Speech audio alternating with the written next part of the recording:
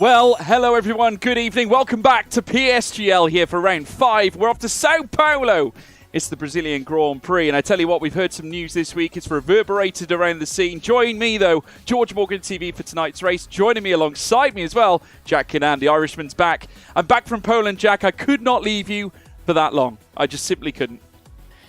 No, well, you picked a terrible week to go. You picked a terrible week to go. What a race we had last week. A first-time winner, a new championship leader. The championship is now in 4. We've got 3 drivers on the same amount of points. It's crazy. So good to have you back. And back at Brazil. It's been a while. Has been a while, but we all love a bit of Sao Paulo, don't we? And now catch us up, Jack. What's the latest news? Tell us all about what happened last week. Oh, with pleasure. So last week, if you did miss it, go watch it. But we had a brand new winner in the form of Luke Smith getting his first ever PSGL PCF1 win. Jake Benham taking the championship lead. And we had another, unfortunately, disaster for then championship leader Barry Borman colliding with Danny Beresney and losing major championship points. But championship as it stands, Jake Benham is now leading the championship on 32 points. Barry Borman is tied with him at the top on 32. And just for the fun of it, Thomas Ronar, 32 points. 3-way tie up at the top of the championship. Luke Smith now a title contender on 30. And Jarno Montmir still very much in it on 21 points. He rejoins us this evening after a week break, after heading off to Rally Sweden and enjoying himself there. But we've got a real championship fight on our hands right now. Well, the way that's stacked, Jack, at the moment, obviously it means tonight's race could throw the odd curveball. I think the biggest curveball of news, though, that we've received today, Barry Borman announcing his departure from McLaren Shadow. Obviously, there's lots of rumours and things going around. Obviously, it has been silly season, not just in the world of Formula 1, but also in esports in general, because, of course, David Tanitsa moving out from Ferrari as well, various other movements and shakers. Brendan Lee announcing his, well, he was the start of it, really, announcing his departure from Ferrari. Of course, where he's going, we're still waiting to get confirmation on right now. But Barry leaving McLaren, a winning formula has been broken, Jack Kinnan. Now, where can you see the thinking behind that? It's an interesting choice, isn't it? Because it was such a strong lineup. That was probably one of the strongest lineups on the grid. And Barry's departure, I think it was probably a shock for many. But I think this could be an opportunity for a certain Wilson Hughes for a full-time seat at McLaren now. He's probably looking at it thinking, maybe this is my chance now. So let's see how that goes. Interesting to see where Barry will end up. We're not too sure yet. But it is big news, unfortunately, not on the grid this evening, so he's left us to ponder that news by not showing up this evening. But we're in Q1, we're already underway, drivers are out as usual on the intermediate tyres. But last time we were at Brazil was season 30, and an interesting last winner, George. Danny Beresney, the last man to win here. Yeah, incredible, to say the least. And Beresney certainly not far away from being back to his top flight pace. Of course, returning tonight at Alfa Romeo. There's Patrick Schiepass now making his way through this next right now. Back in the Alpine colours, and he's certainly impressed too. Remember that race at the United States, folks? Obviously donning those intermediate tyres that we so often see at the start of a PC F1 race. We're still in the midst of Q1, of course, a long way to go yet. We're within 15 minutes to go. And Max Wiesel automatically crosses the start-finish line, lays down the marker of a 110.704. Certainly will not be a competitive lap. Just getting some sighters in on the intermediate tyres. He'll be joined tonight by Philip Prejeda. We have got a few reserve drivers joining the grid tonight, Jack. Yes, we do. So Max Wiesel in at Aston Martin, of course, joining us at Aston. Philip Prejeda as well, also filling in at Aston Martin. Conor Muir is in for his PSGL PC F1 debut. Nice to see Conor in at Haas. I know we'll have some support behind him tonight. Harvey Cohen as well, back in at Ferrari. Chana Kinchy filling in at McLaren as well. Otis Lawrence, he's back again, once again at Red Bull. And nice to see Marcel Kiefer back as well. We hadn't seen Marcel obviously full-time on the grid. Been a little while since we've had him, so nice to see Marcel. Welcome back. And of course, Dylan Warren filling in at Williams, as well as Liam Parnell filling in at, that looks like, AlphaTauri, as is Will Lewis in at AlphaTauri as well. So plenty, we almost have a 50-50 split here of reserves and full-time. But the majority of our championship contenders are on the grid. Jake Benham as well, keep mentioning him, George. He's been the most consistent over the course of this season, consistently up in the top 5, and now leads the championship. Yeah, absolutely right indeed. Just watching the cars, they make their way through. Obviously, Schiepass still holds on to the top spot. But like we said, folks, intermediate tyre times at this stage. Don't take too much stock of them. Dylan Warren now coming into the pit lane. A very, very quiet start here at Brazil. Many cars, though, still waiting to go out. One highlight is that Conor Muir is looking to try and unleash himself on this grid as well. I've seen him making his moves up through the divisions here and now takes his place up in the top tier of PSGL. And let's see if he can get those buns working. Certainly, Conor Muir, very talented in his day. We'll see what he can pull off. And it's great to see should we say that the new reserve stepping up as well, Jack Canan? Yeah, absolutely. I mean, they performed brilliantly. Even last week, we had a number of drivers fighting up towards the top end. Ismail Fassi, for one, getting himself onto the podium, and a number of others as well who were fighting right up at the top end. And one who definitely impressed last week was a certain Alfie Butcher, qualifying second on the grid, but unfortunately getting a podium stolen off him at the very last possible moment by none other than Thomas Ronnar. 0.08 of a second it was crossing the line between Alfie Butcher and Thomas Ronnar. But again, Alfie Butcher, again, he's one of the young guys, very, very talented, and definitely proved himself last week, just a couple of hundredths off of pole position. But we did have a new pole sitter as well. It was a pole to victory for Luke Smith. So 2 for Barry Borman, 1 for Thomas Ronnar, and 1 for Luke Smith. And you have to say, Alpine on a big return to form, and Luke Smith has dragged himself into title contention right now. When we talked to him last week, he said he's feeling confident now and he's definitely going to go for it. Yeah, well, there you go. See, it does really, this grid can offer so many fits and starts, opportunities for other drivers. I mean, you only have to look at the top end in terms of a gap to first on the drivers' standings. I mean, we have the likes of Benham, Burraman, Ronha all up there. Luke Smith, and you obviously refer to Alpine being very much the team in form. Luke Smith himself, who has been squabbling with the likes of Jake Benham on track on a couple of occasions. But not only that, taking a win as well in recent times as well, Jack. You've got to give him a lot of credit. Stepping up at Saudi Arabia, taking the big points. It didn't really come out of nowhere because he has been on form, but nevertheless, great to see Alpine fighting at the front end. Yeah, absolutely. And you have to remember as well, Sipos fighting Jarno Watmere for the victory in spun, Kota as well. He has spun, right? As I was saying that. It was a very unusual spin. I'm not sure if you caught it, George, but he sort of just ran off the road and just spun. Anyway, maybe he was just probably looking at something else, but Sipos is out by himself. He finished, of course, fighting Jarno Watmere for the victory in Kota, and Luke Smith taking a victory as well in Saudi Arabia. Sipos, of course, not there last week, but he's still in the championship in the top 10, 12 points to his name. And Alpine, of course, looking to try and challenge for that Constructors title as well. So I've got to keep that in mind. But Sipos, again, very impressive.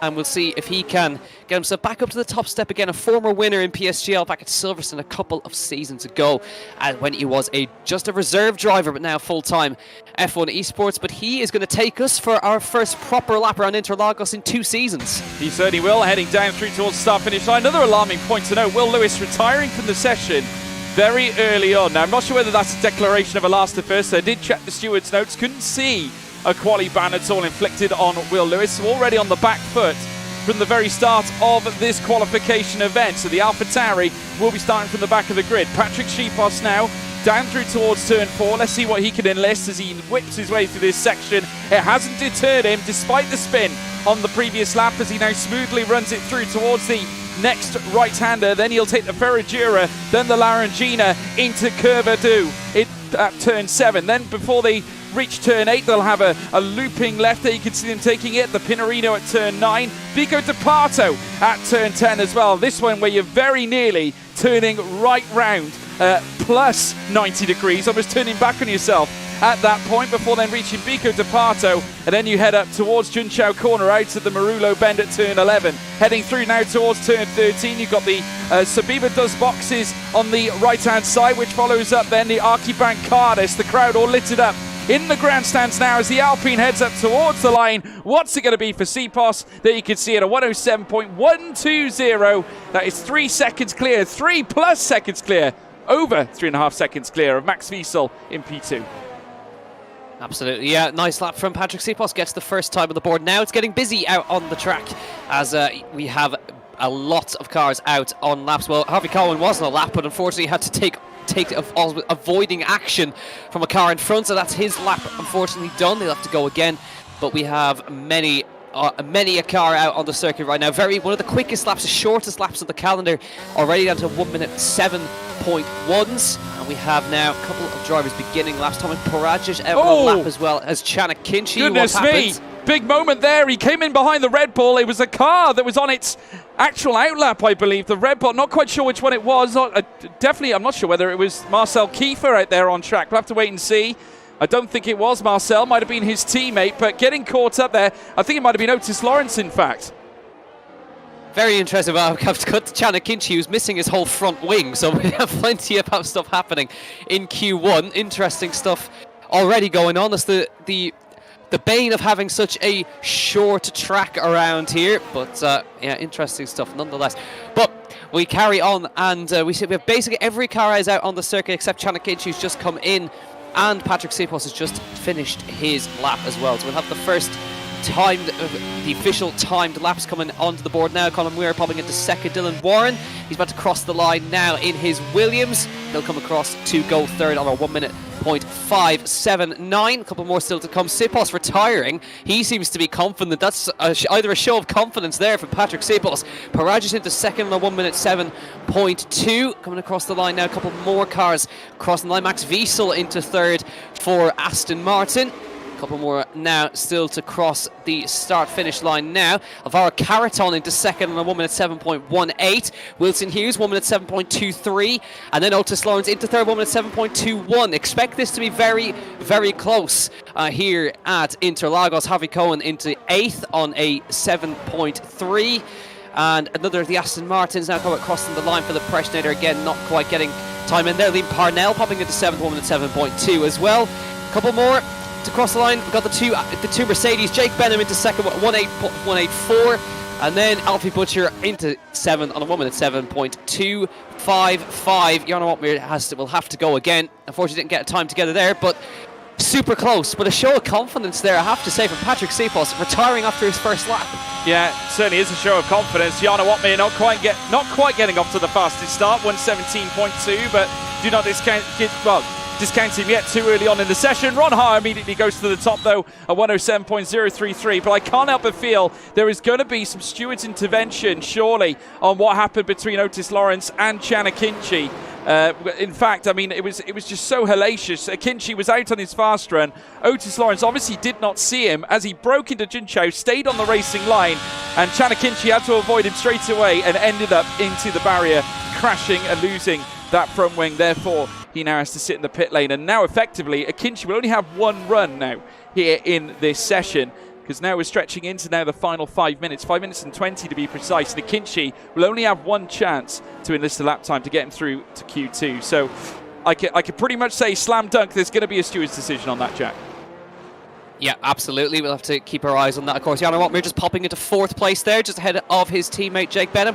But again, this is classic Brazil. Have a look at all those times and how close they are. Otis Lawrence on a 7.2, all the way down to Luke Smith, who's also on a 7.2. There's 6 drivers within the same tenth of a second right there, as well as Patrick Sipos, Jarno Opmeer, Jake Benham, Alvaro Carreton, all on a 7.1. What I have my eye on, George, is a certain Danny Beresnay on a 7.0, right behind Thomas Ronnar. He won here before. He always goes well around here, so one to keep your eye on, I think. Yeah, absolutely right. Danny Beresnay returning to All Soil, where, of course, he has been successful in the past at 107.075. Now, that gap has pretty much stagnated at 0.04 of a second between him and Thomas Ronnar. Impressive lap time by Danny Beresnay. Same tenth of a second. Very minimal gap between him and Thomas Ronnar. We all know how good Ronnar is at the moment. Obviously one of the highest flying prospects in the world of F1 esports, as we follow Philip Preschnader, currently 9th fastest as well, making his way through the Center S's. 4 minutes to go now, Jack. It's all a case now. The bottom 5 is certainly going to have to try and enlist a better lap time. Obviously, we're going to lose Will Lewis. What are your thoughts, folks, in the live chat? Who do you think is going to get eliminated out of this first session of qualifying? I want to see 5 names from each of you in that live chat. Let us know. Jack, who do you think needs to turn up the heat here?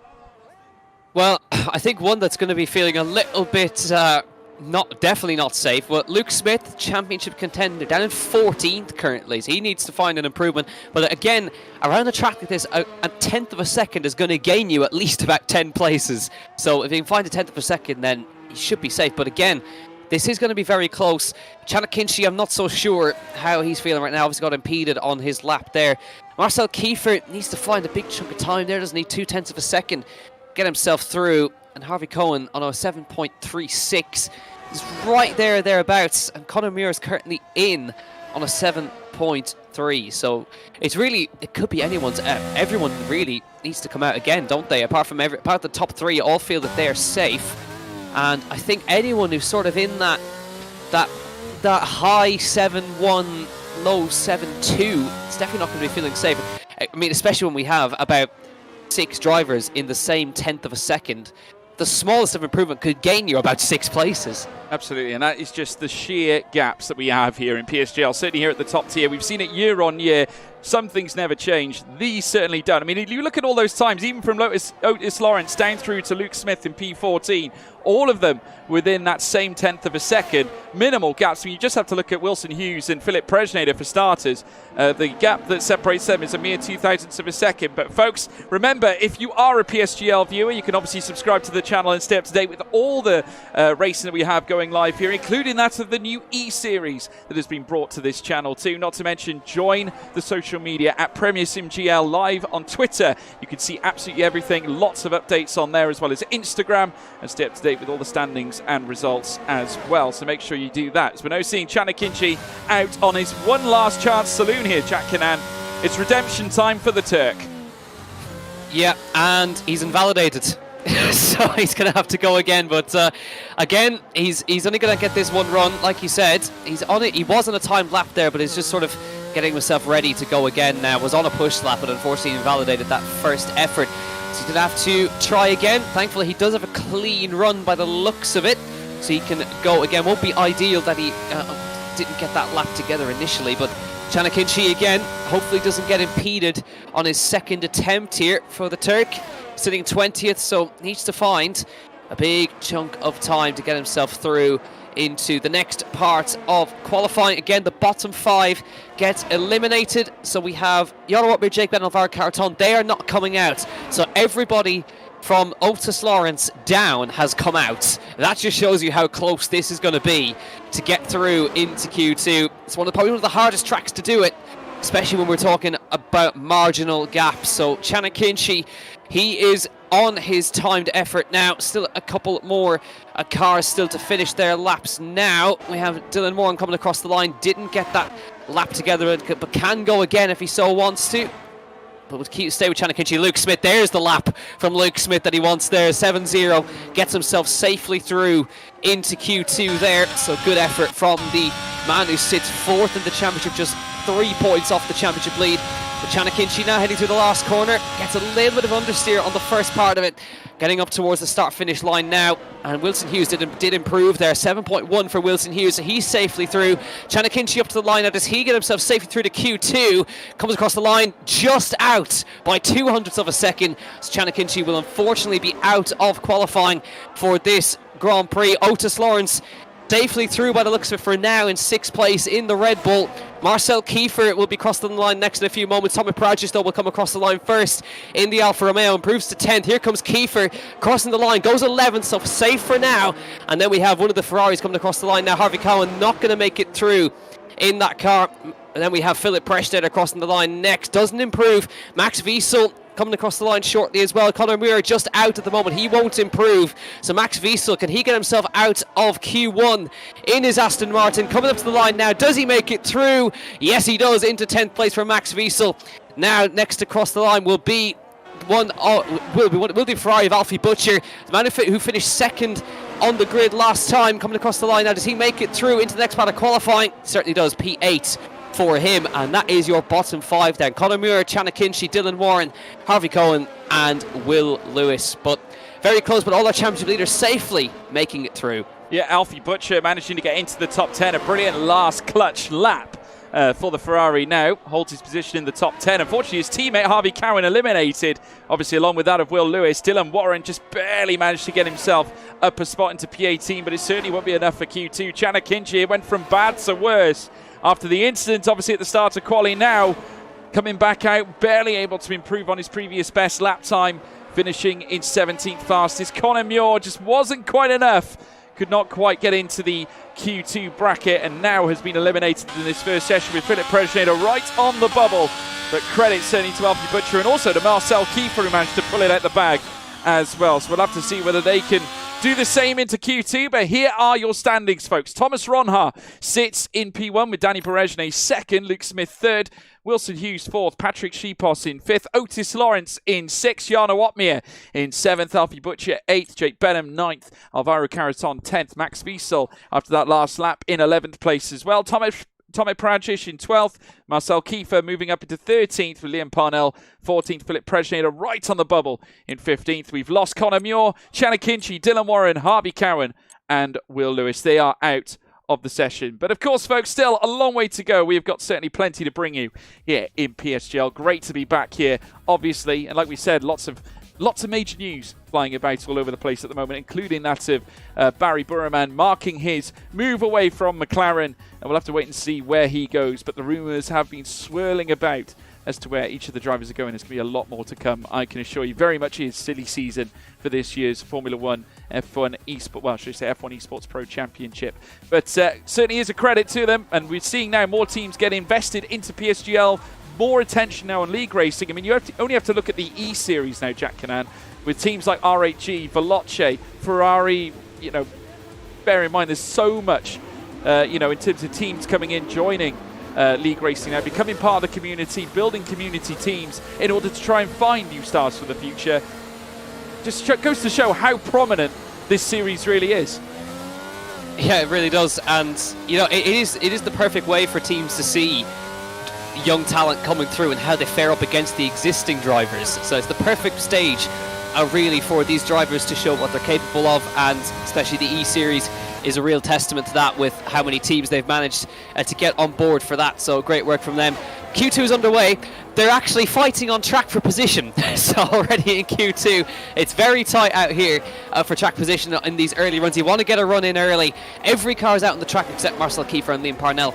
I did want to point out, though, in that session, there was 8 drivers in the same 10th of a second, and the entire field was separated by just 0.2 of a second. This is what we're talking about around here. So even if you are eliminated, you're only still about 0.2 off of first place in that session. It's crazy.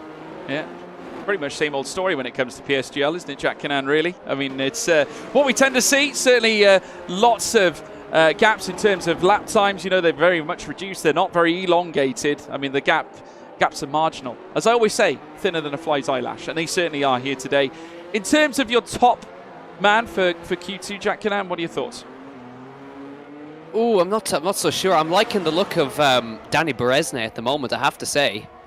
He's looking very, very quick indeed. So I wouldn't at the moment. I did this in Q2 last time. I tipped an Alfie Butcher front row. To this week, I'm tipping a Danny Berejne front row. Let's see if it comes true. Well, we'll have to wait and see. Let us know who you think is going to the top, folks. We want to hear from you in the live chat. Make use of it. Smash those keyboards, smash those words in the live chat. We want to hear from you. Who do you think is going to land top spot in Q2? We want to hear from you. We're just seeing now Max Wiesel make his way through the middle sector now, and obviously impressing in that final gasp moment in Q1. Driving the Aston Martin this time, a young man who's certainly shown a lot of presence in the league racing scene of late, and no doubt looking to secure a place himself in the top tier of league racing and also esports as well. And he certainly deserved his chance here as a reserve driver. Marks his chance out of Junqiao corner. Thomas Prajic immediately goes to the top, immediately stung by Thomas Ronha as well across the line. The Haas now on top. Philip Presnader third fastest. His teammate Max Wiesel comes up to the line now, second fastest, approximately 0.3 away. But Jake Benham up to the top now, current championship leader, heading here into Brazil.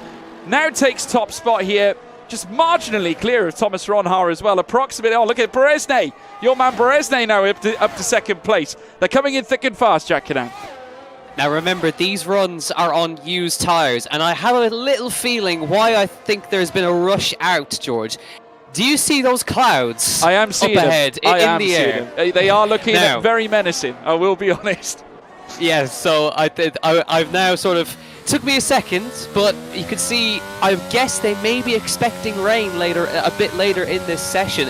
If it does come, these runs... Those runs right there could have been Q2 run, the Q2 runs. Now they should get enough time to come in and go out again, but it just shows you they're sensing it in the air. The forecast may be showing that the rain may be on the way. You want to get a run in as quickly as possible. But Jake Benham top in the session currently. Danny Berezne on a 7.3, Ronart on a 7.3, Otmir also on a 7.3. 4 drivers in the same tenth of a second. Marcel Kiefer as well, looking good up there in P5. Drivers who didn't get a lap together at all, really. Luke Smith 8.1, and a couple of others in there you'd sort of as well. Alvaro Caraton, Alfie Butcher, Patrick Sipos not bothering to come out. Maybe they're waiting for the track to clear up a little bit, but risky. Maybe those runs could have been it. It is risky. Very risky, because now you've got Alpine, currently both cars in the bottom 5, which means they will be eliminated heading into Q3. But Marcel Kiefer marking his return now to this session, obviously with a 107.466, greatly improved on his previous session. The Red Bull now up into the top 5 and approximately 1.5 tenths off the top time, belonging that to the All-Star Jake Benham. 107.3194. Jarno Opnier's teammates, of course, both of them in the top 4. Champions League place, if we were talking football, of course. Thomas Ronhaar third, Danny Berezne in second as well. There's something about Danny Berezne tonight, Jack. He certainly looks very, very confident in that second place. He does. He always goes well around here. So we'll see how he goes, see if he keeps up the form. But again, didn't have a good run last time out at Saudi Arabia. Actually had a collision with the then championship leader Barry Bormand coming through the first sector. Two of them spearing off the road, and it was the end of the race for the two of them. So there's still there's more work and redemption for Danny Berezne. Wants to get himself back up towards the front end, and obviously on good tracks for that at the moment. Now we have a couple of cars coming back out onto the circuit. Tomek Parajic back out, as well as Otis Lawrence. We have one of the Alpines coming out as well. I think that I'm trying to work out, is that Patrick Sipos or Luke Smith? It is Luke Smith coming out. Now Luke needs to really get this lap together. If rain is forecast, he really needs to get this lap under his belt. Then at these runs you would expect would be on brand new tyres, so they'll be trying to make sure they get these laps together. But by the looks of it, there is still time for these guys to get some laps under their belt, but still no sign of any rain just yet. So maybe those early runs may obviously very important first runs, but looks like there will be time for some more runs here. Yeah, absolutely right. It's Otis Lawrence, in fact, currently sitting in P7. Obviously now he's going to be the first car to set a fast lap on this final run, or certainly the final 2 runs you'd imagine in Q2. Getting out very early, of course, as we said before, obviously with the chance of rain impending. Obviously if it doesn't come in this session, then there's a big question mark as to whether we might see it in Q3. And we've seen rain at Brazil in the past before. Not to mention rain, the last time it made an appearance was obviously at the USA, Jack, and we had one of the greatest races of all time there. Yeah, if not the greatest race of all time at COTA, with Jarno coming from 15th on the grid to take a victory. And it's just it's always a magic combination, is it, Jarno Opmeer and COTA? But again, we have to remember as well, he won the inaugural championship of PSGL PC. He won it right here at Interlagos. So there's some history here for Jarno Opmeer as well. Always goes well around this circuit as well. Currently sits 4th and is out on a timed run at the moment as well. So got to keep your eyes on these runs. These could be the most important runs of the session so far. The sky continues to get darker and darker and darker with every minute that goes by here. So if you're out on a lap right now, you need to make sure that you keep it together, because I sense the rain is just moments away. Yeah, I think so. Otis Lawrence now coming through Jinchao corner to finish up what is surely a much improved lap. Let's see what the man who was certainly listed as the Xbox GOAT now makes his way up towards the line, obviously cutting to the inside as best he can to hold the Faster Tiger line up towards the line indeed, a 107.166. A statement lap there from Otis Lawrence. More and more cars coming through though, including that of Danny Berejne, who stays fourth fastest. Luke Smith now with the first 106 of the session, a 106.932. Incredible lap there from the Alpine. And Wilson Hughes, how about that? He's popping into second, 7-0. But Luke Smith, I tell you what, this man is on fire these days. Max Wiesel as well. Look at that, into second on a 7-0. But there's Otmir with a 6-8. Here he comes again. Jarno Otmir into the provisional top of Q2 on a 6-8. These are really important laps now. Jake Benham crossing the line and goes into a 7-0 or into P5. So this is going to be close. I tell you what, these are important laps we're seeing here in Q. There's Patrick Sipos, his teammate, slotting in behind as well. Alpine on a big return to form here. But now, let's keep our eyes. Here comes Ronar. What's he got in the bag in that Haas? Crossing the line now and goes into third in a 6.942, just slotting in behind Luke Smith there. Now, Caraton slotting in there as well, going well, as is Marcel Kiefer, 7-0 for him. Alfie Butcher, there it is again, it's on a 6-5 into P5. Berezne into P7. This is close. Look at that. That is incredibly close across the field. A 6-9 for Luke Smith, Ronar, Caraton and Butcher. And then you have Sipos, Berezne, Kiefer, Wiesel, Hughes, Benham and Paradzic all on a 1:07.0. Super important, but currently the fastest man, Jarno Otmir. Yeah, you just can't stop him, can you? Jarno Otmir here at Sao Paulo now hits the top. And what an occasion to do it at, as well as Brazil. And obviously with the threats of rain, you call Jarno Otmir, and he's done it again. A 106.895 ahead of Luke Smith. And I tell you what, Luke Smith's lap looked very impressive, but Jarno just dialed up to 11. An 895 against a 932. And I know we talk about fragment gaps, but look at that. I mean, within 400ths of a second. And he's the one you call. It's Jarno Otmir, the Flying Dutchman, now on top here in Q2, and you do have to wonder whether the rain now is going to be a factor heading in towards the back end of this session, or if Q3 is going to be the magic moment. Luke Smith in second, as I said, Ronhar in third, Alvaro Caraton with a super lap as well in fourth, with Alfie Butcher in fifth as well. Now, I think we ought to talk about Williams a little bit, Jack, because obviously they've made some big moves, but not necessarily in the world of the driver market. But nevertheless, we all heard about the Visceral Esports retiree, or has left Visceral Esports, the position of manager, and that's Brett Koch. And where's he gone? He's gone to Williams Esports. A very shrewd move. The young 17-year-old has been picked up as F1 Esports coordinator for the Williams Esports team. Now, you do have to wonder, and I said this before, I actually said this to the Williams team in conversation, a very shrewd move by that team, you know, seeing as we're now moving up to the new F1 Esports season, and Brett, with all his knowledge that he adopted through the push of Visceral Esports over the years, he's now going to apply that same methodology to Williams Esports in terms of the drivers they select for the incoming F1 Esports Championship season. Maybe that's helped Caraton a little bit. Yeah, and I think that move for Brett, obviously big congratulations to him as well on that, but you have to say, isn't that just brilliant? For community teams, that you can make a step up into making this a career. It's such a great thing to see. So congratulations to Brett for making that jump. But absolutely a great move, because that is getting somebody who's been involved in the scene for a long time, who has the knowledge and the expertise of running a team.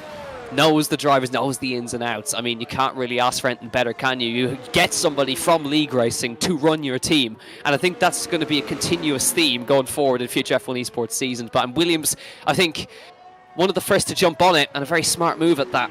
Yeah, absolutely. I mean, they've always been a presence in the world of Formula One. Obviously, Frank Williams forming the team, but they don't just want to be using their initiatives in the world of F1, but also they want to have a peripheral role in the world of F1 Esports too, and certainly now grabbing the attention in league racing as well by picking such names as Alvaro Caraton, who has been with the team now for so many years, and they don't just have them as throwaway drivers.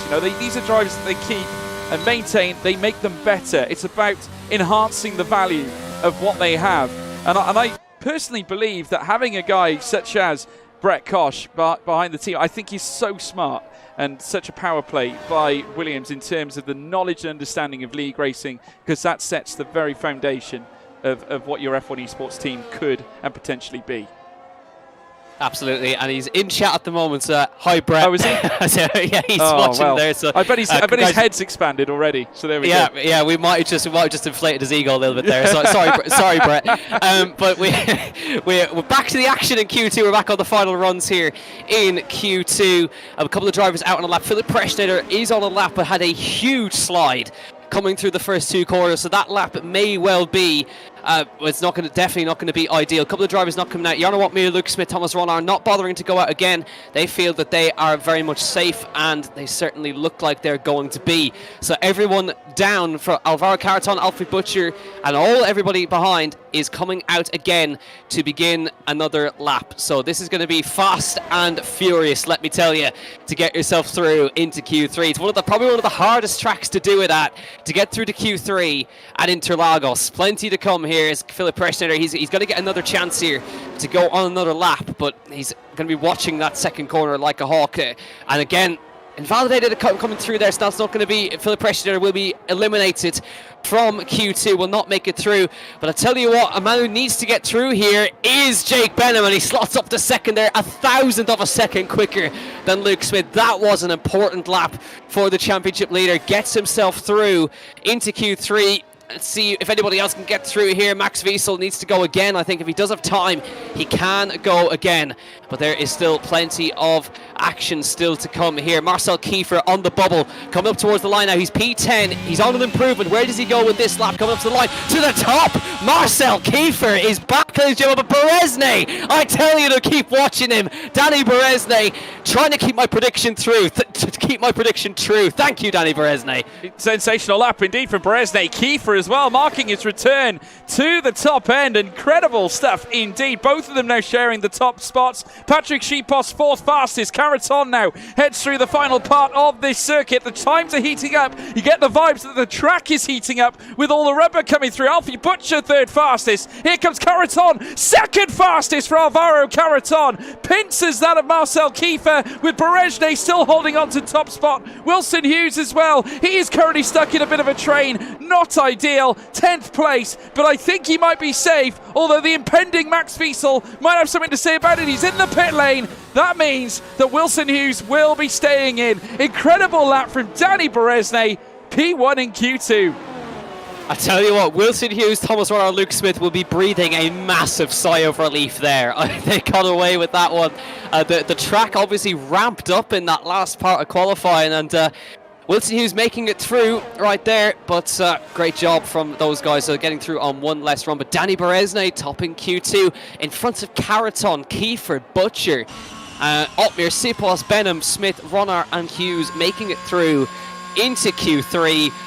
We are losing then Max Wiesel, Tomek Paradzic, Liam Parnell, Philip Preschneider, and probably somewhat surprisingly, Otis Lawrence, who invalidated a 1:06.922, which would have got himself through into Q3 and would have eliminated Wilson Hughes. Oh, absolutely right. Incredible, to say the least. Hughes can breathe. A sigh of relief, but just look at that. If you're in the 106s, folks, you're going through to Q3. Max Wiesel, we will be losing. Tomek Paradzic, Liam Parnell, Philip Preschneider, and Otis Lawrence. Quite a big scalp there, Jack. Otis Lawrence, obviously one of the major talents currently seen in the world of league racing, bowing out in Q2. That's quite a shocker. And here is the classification. Danny Berezne in first, Alvaro Carreton second, Marcel Kiefer in third, with Alfie Butcher fourth. Jarno Watmere sits in fifth, with Patrick Schipos in sixth, Jake Benham in seventh, with Luke Smith eighth, and Thomas Ronhar ninth, Wilson Hughes in 10th. They will be going through to Q3 at this point. Max Wiesel bowing out, as well as Tomek Paradzic, Liam Parnell, Philip Preschneider and Otis Lawrence. We will not be seeing them in our next session, and therefore they will not be in Q3. So absolutely stellar stuff. Top 10 now to be decided, Jack, and already we're seeing the times come back in. Now let's talk Marcel Kiefer for a minute. A man who has not, should we say, shown what he is truly capable of. Had a very difficult F1 Esports Championship, but has now since decided to turn up here to Brazil and for a moment even take the fastest time after being usurped, well, only later then to be usurped by Danny Berezne. That in itself is impressive from Berezne's side, but Kiefer, he's a complex character, isn't he? He's someone who we know has the capability, but it hasn't quite come to fruition for him, or from what we've seen in recent weeks or months. Absolutely, yeah. Marcel Kiefer, we know how quick he is. He's fought for victories. And I think this will be a big confidence boost for him getting through to Q3 at one of the toughest tracks on the calendar to get through. Now, we're looking here at Q3. It's even cloudier and it's even darker around here. It's threatening to rain so hard, but it hasn't materialized. We have a number of drivers already out on the circuit at the very start. Jarno Watmir is coming out onto the circuit, as well as Danny Berezne and looking like Thomas Ronnar. Now, Ronnar on 2 occasions has invalidated 2 pit laps that have been good enough for pole. That was last week at Saudi Arabia, and also the previous race before at Kota, I believe, as well, invalidated in the very final corner. He wants to avoid that today and see if he can secure himself his 2nd pole position of the season. But it could be anyone's, really. It's very dark out here.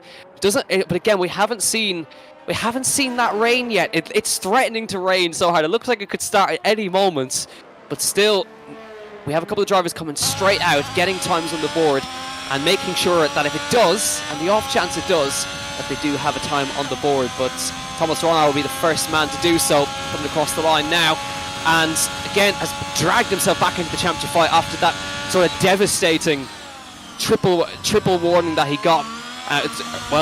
Getting 3 warnings on the final lap in Australia. Recovered now. He's within a point of the championship lead and is very much trying to still get himself on the top step of the podium. You have to wait and see. Ronnar already now setting his pace through Sector 2. He's already got through Sector 1, as you'd expect. Fastest driver at the moment now, making his way in towards this next right-hander, of course. Coming through Ferragura, Larangina now next at turn 7. And this will then lead him through towards turn 8. A very tricky corner, of course, then heading through turn 9 at the Pinorino. And then he'll make his way up towards Pico de Pato. Again, over a 90-degree right-hander. He very nearly turning back with himself, and now stripping his way through this next left at Marullo at turn 11.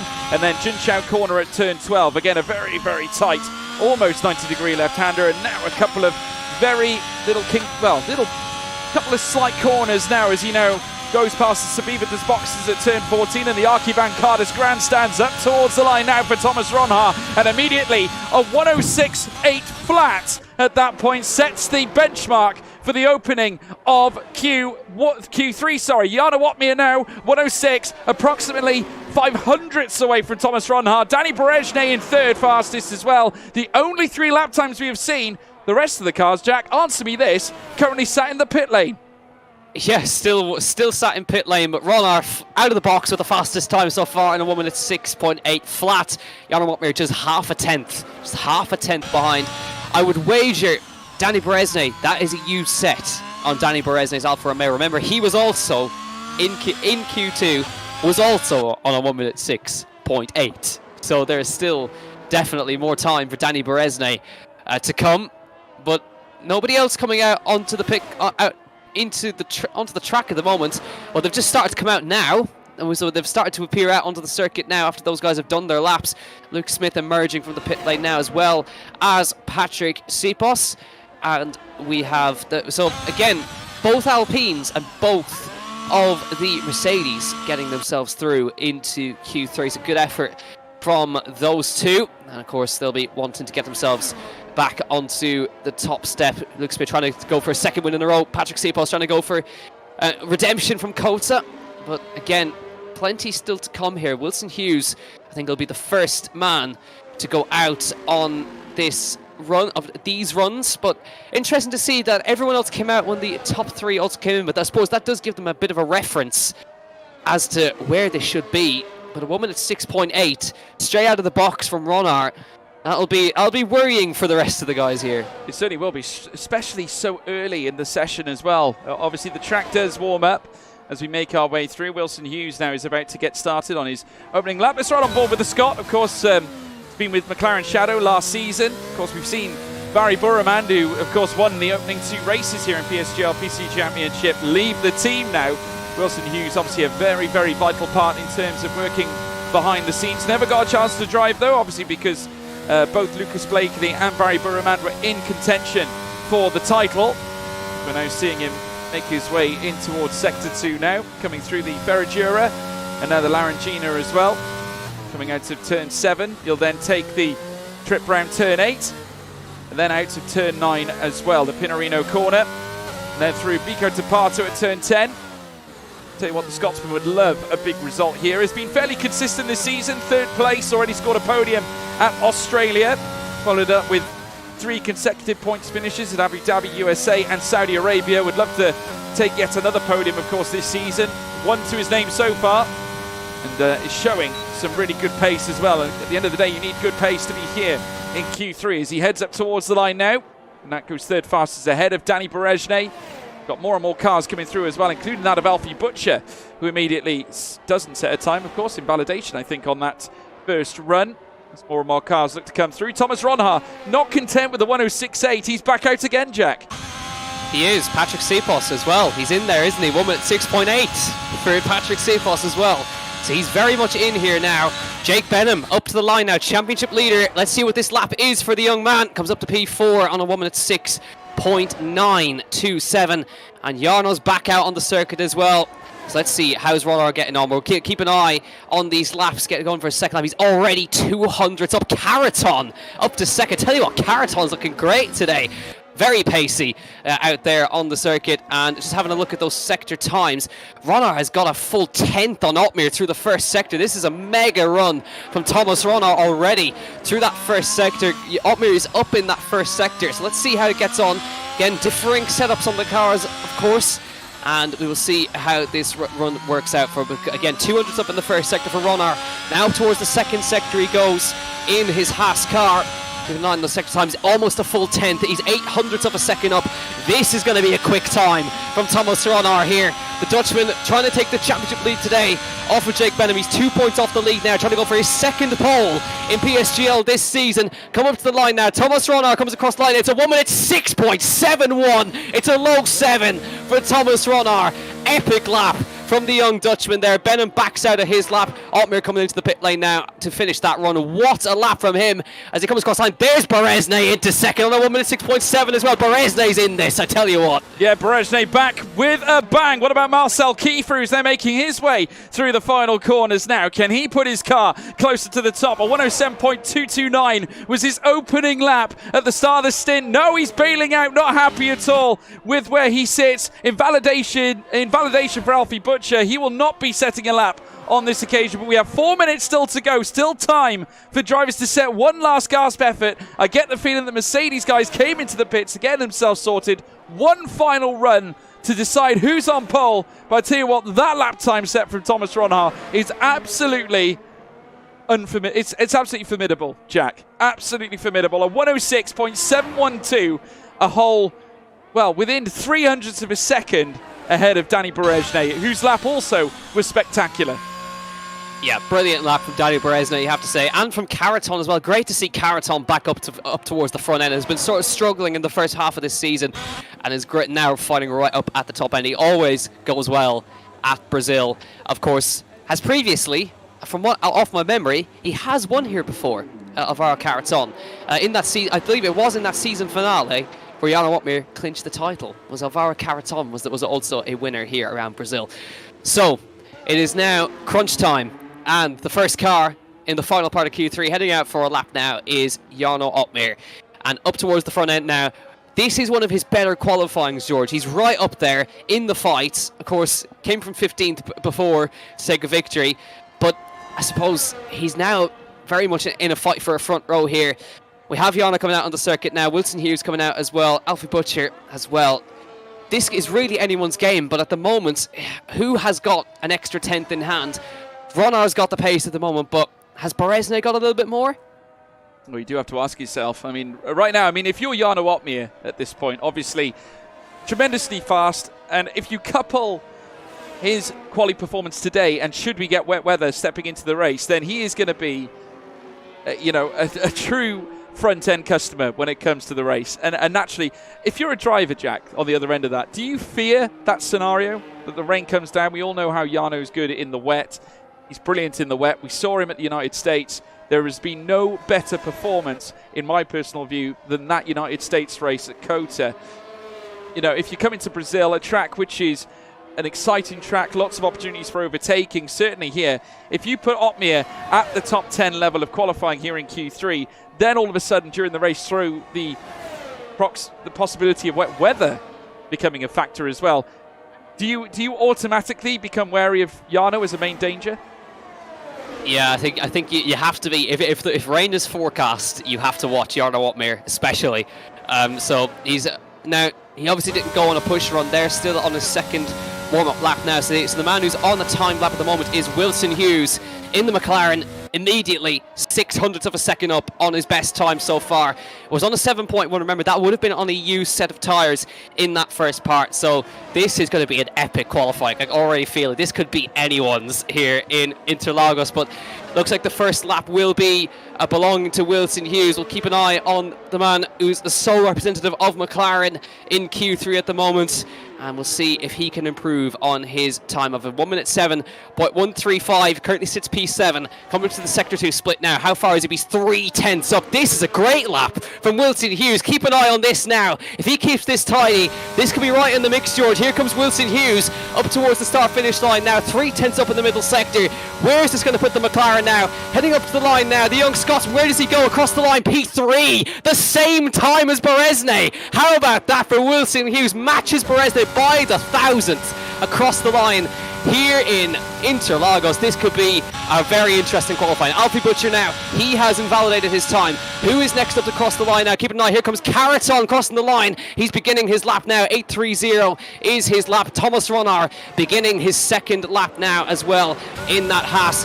Now we keep our eye on all the cars behind us. The runs begin now. The proper fun begins now. The final laps are underway here at Interlagos. We're watching every sector with like a hawk. Patrick Sipos up to the line now for Alpine. Pole! Patrick Sipos a 6.5! Patrick Sipos, what a lap from the young Hungarian. Provisional pole for Patrick Sipos. Can anyone respond to that epic time from the Alpine? Here comes Marcel Kiefer then. Up to the line now. He goes P5. Great lap from Marcel Kiefer. Where on earth has that come out of for Patrick Sipos? We're in shock here in the commentary box. Jarno Otmir, he is next to cross the line in the Mercedes. He's 700th up on his time.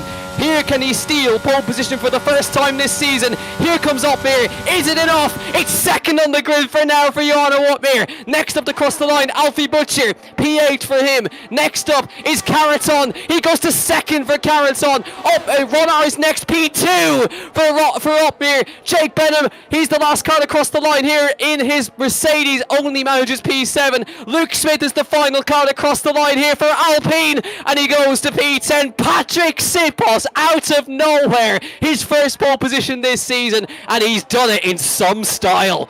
Patrick Sipos on pole position, folks. Did you ever have that bet? I certainly did not. I have to tell you, this young man is capable of it. We saw it in PSGL in the past, where he's taken pole at Silverstone, but not only has he taken pole position, he's beaten the likes of Thomas Ronhaar, the likes of Danny Beresnay, the likes of Jarno Otmir, those lap times, Alvaro Caraton as well, those that were seen at the top end throughout the likes of Q2, Q1. But Patrick Sipos, when it mattered the most, Q3, he takes pole here. And just look at those gaps as well. Within 400ths of a second for Patrick Sipos, Ronhaar within half a tenth. You just cannot believe it. Look at this further down as well. Alvaro Caraton also within the same tenth of a second. Jarno Otmir fourth, just outside, just within 1.5 tenths at this point. Danny Beresnay starts fifth with Wilson Hughes sixth. Jake Benham, the All-Star, starts seventh with Marcel Kiefer in eighth. Alfie Butcher in ninth. Luke Smith in 10th. Guys, we'll be right back after a quick commercial break.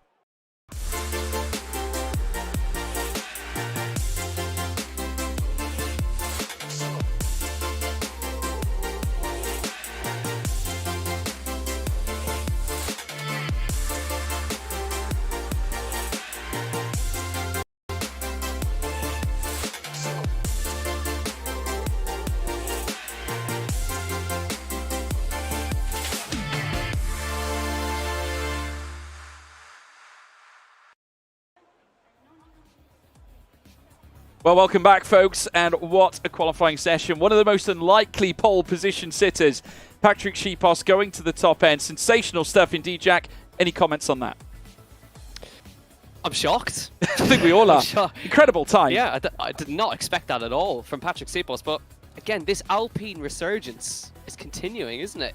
And as well, to do it at Interlagos as well by over half a tenth, I think he managed to do it in the end. I mean, and to beat Thomas Ronnar, sensational. But 5 seconds to go. Let's find out how it goes. Here we go, folks. Let us know in the live chat, who do you think's going to win here in the PSGL Brazilian Grand Prix? Here we go. The lights are about to go red. First light, second light, third light, fourth light, and the fifth light. And it's pedal to the metal, and it is go, go, go, go, go. Patrick Schipos now jumps off well. Look at Ronhar though, straight to the inside, tries to take Schipos immediately. Look at Caraton now as well, taking the initiative. Caraton goes ahead there of Thomas Ronhar. Second place now on track. Wilson Hughes ahead of the Mercedes as well for the back. Look at Danny Berejne trying to get himself into the mix. You can see Ronhar trying to defend against the Flying Scotsman and Wilson Hughes. A car's round. It's Berejne. Berejne's off. Jackinan.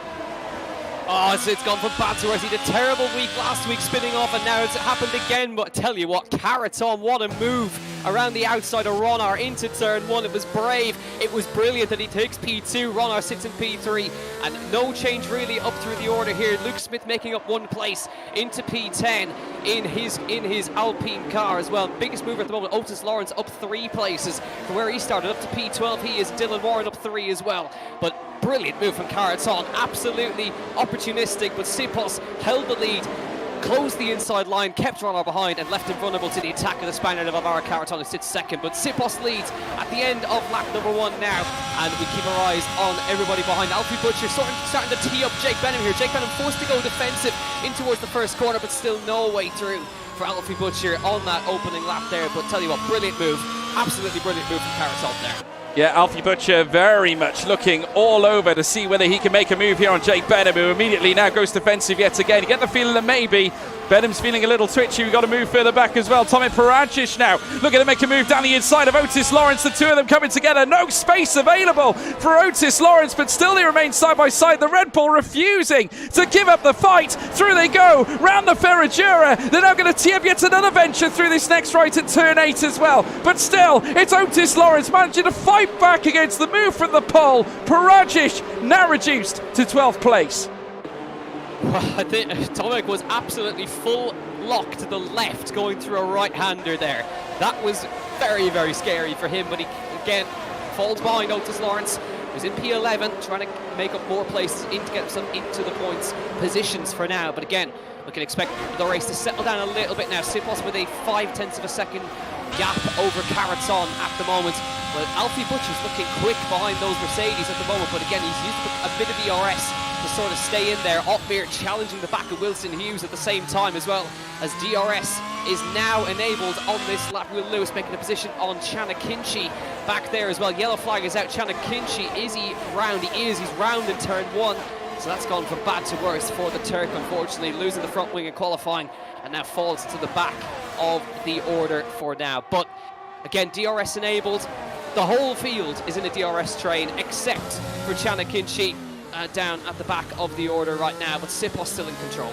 Yeah, Patrick Schipos still leads the way, looking strong. Alvaro Caraton in second. Ronhar now sits in 3rd place. Wilson Hughes 4th. After a really, really good start, keeps Jarno Otmir behind him, as well as Jake Benham. We see Alfie Butcher once again getting closer in behind Jake Benham. He's lost a little bit of time, though. Marcel Kiefer has managed to close up that little bit. I think maybe just a slight mistake making his way around the Marula corner at turn 11. Might have cost him just a slight little bit of time to now work their way through the final couple of corners here on lap 3 of 36. Patrick Schipos now will take them on the next lap. It's the fastest lap, immediately stolen by Thomas Ronhar here in lap 4 of 36. Caraton also just patiently waiting in 2nd place with Ronhar in behind him. Wilson Hughes, as I said before, trying to keep the Mercedes at bay as well. The Silver Arrows looming large as well. Jarno Otmir fresh from a win at the USA, now looking to try and turn up the heat here in this session at Brazil. Obviously, it's all about the race, folks. These drivers know exactly what's at stake, and Jarno Otmir would love nothing more than to equal Barry Burraman's record this season and go 2 wins in this championship. Yeah, nobody's won back-to-back apart from Barry Borman this season. Of course, Barry is not here with us this evening, so again, points lost for him, but he'll still be very much in the fight, you would imagine. But Jake Benham still on 33 points at the moment as it stands. Of course, we're still incredibly early into this race. As it stands, Ron would take the lead of the championship if it finished exactly like this here in Brazil. So he'll want to outscore Jake Benham today. But of course, you've got Jarno Opmeer and Jake Benham just a couple of positions behind, fighting to get themselves into the championship fight as well. Opmeer, of course, a mere 12 points off of the championship lead as well, so he'll be working to get that in. Carrot on the fastest lap of the race that time by. Just starting to put a little challenge on Sipos there as Liam Parnell and Dylan Warren go side by side. The 2x2 through turn one there. The two Alpha Tauris going at it between two cars in front here.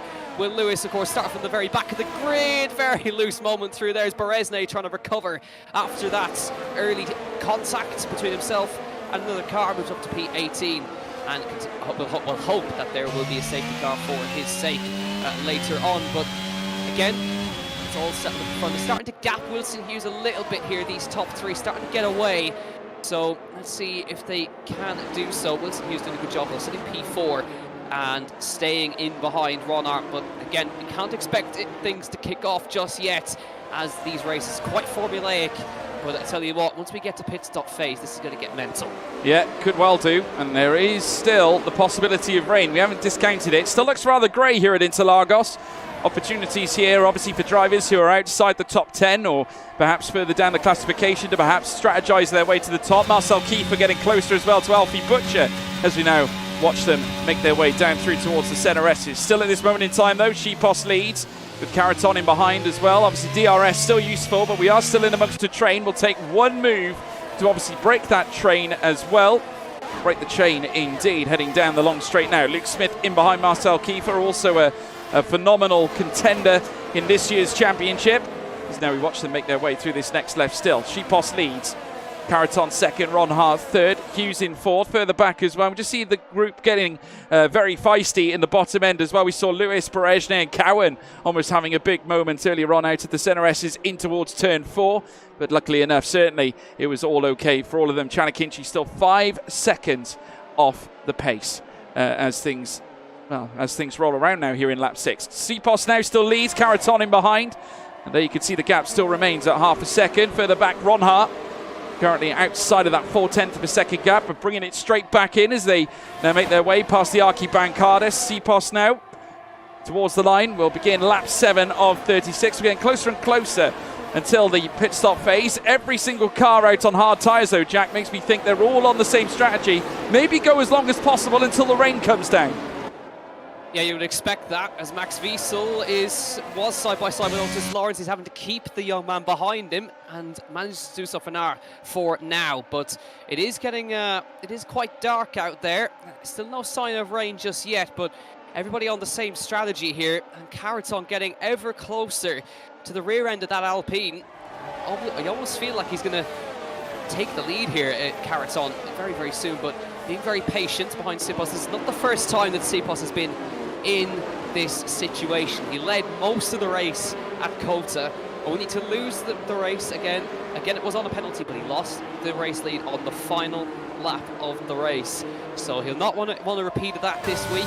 Obviously wants to convert that into a win, but he's at the head of the field here in Brazil, and we're already on to lap 8 of 36 in just a moment's time. Coming up to the line now, Caraton sitting behind. No sign of rain just yet here at Brazil. It is very dark out there at the moment, but it may take a little while before we see any intermediate conditions in Caraton. Very heavy lift into turn 1. So settled in. No moves being made just yet, because moves made, unless you're very certain of them, can be very costly time-wise. You certainly can do. Thomas Ronhard, though, immediately looking to the inside, maybe just breaking the what could be the dirty air at that point, just trying to keep himself clear of Alvaro Caraton's slipstream. Maybe just happy to just sort of sit in behind, at least for now. 8 laps currently. Well, we've currently concluded 8 laps of racing here so far. Of course, 36 in total here for this Brazilian Grand Prix around the circuit of Sao Paulo. Further back, we've got Wilson Hughes as well, an impressive drive still.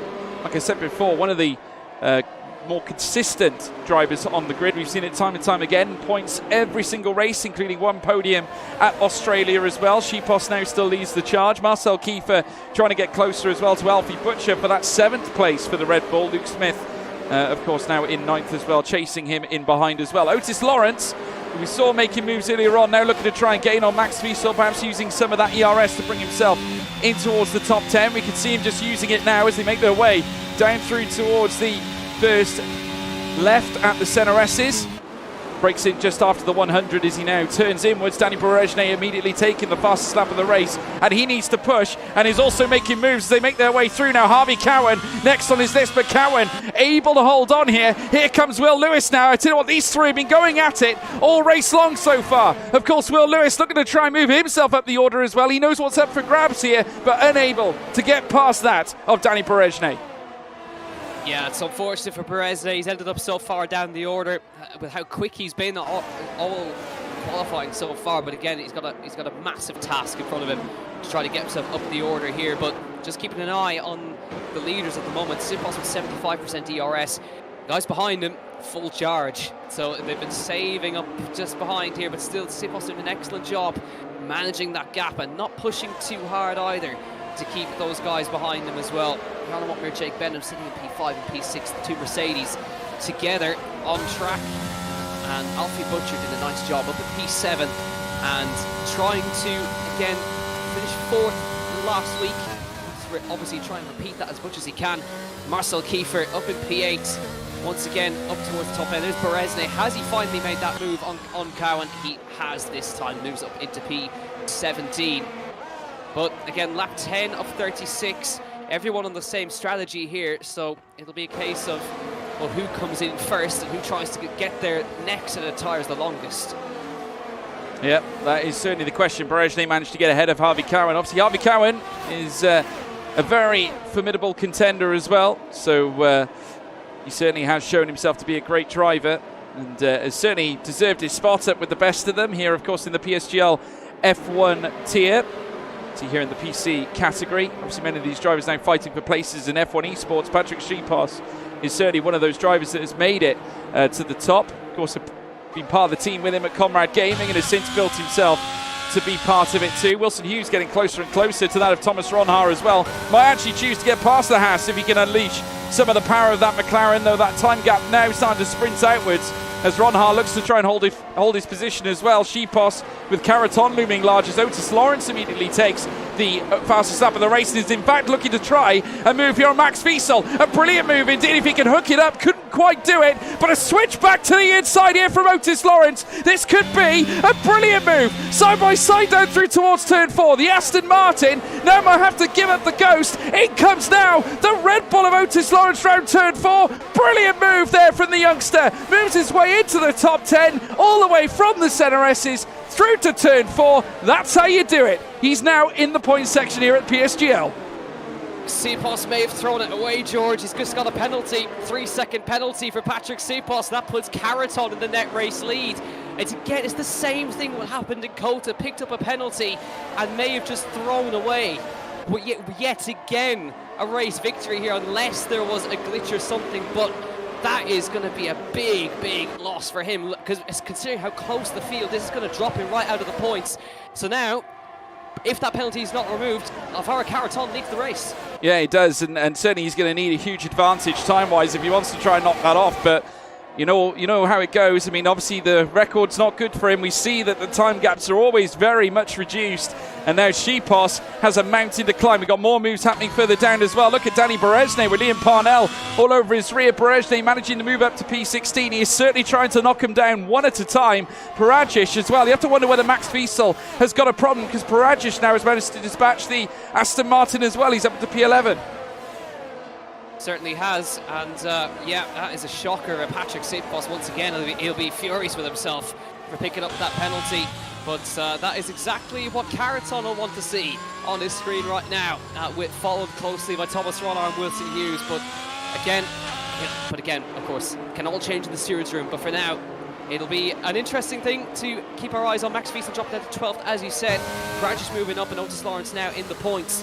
Luke Smith slowly but surely making his way up through the field. He's in P9 at the moment is the Alpine. So they cross the line in lap 13.36. Laps tick by very quick here in Interlagos, but Patrick Sipos in the current race lead on track.